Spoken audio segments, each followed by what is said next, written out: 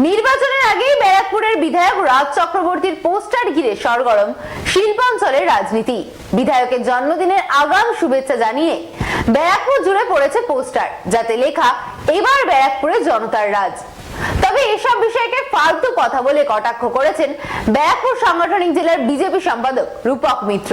লোকসভা ভোটের আগেই পোস্টার ঘিরে সরগরম ব্যারাকপুর শিল্পাঞ্চলের রাজনীতি। লোকসভা নির্বাচনের দিন এখনো ঘোষণা হয়নি।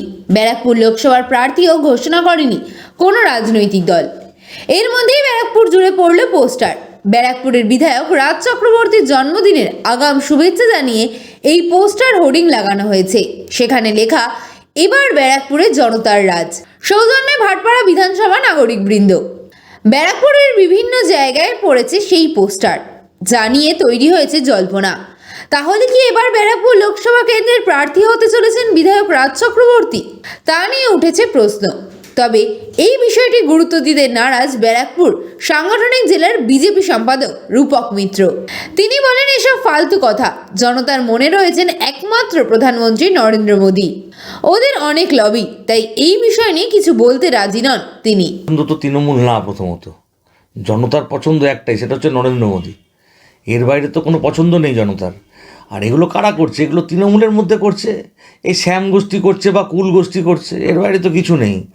এই ব্যারাকপুর সংসদীয় ক্ষেত্রে যদি দেখা যায় যে একটা বড় অংশ এরা হচ্ছে যে আপনার 3-4টে ভাগে ভাগ হয়ে গেছে তৃণমূলের।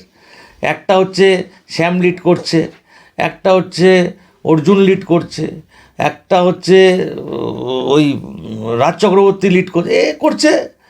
তো রাজের নামে পড়েছে পোস্টার, সেখানে তো আমাদের কিছু বলার নেই। তবে মানুষের পছন্দ যদি বলেন, মানুষের পছন্দ রাজ, ওই ট্যাগটাই ভুল।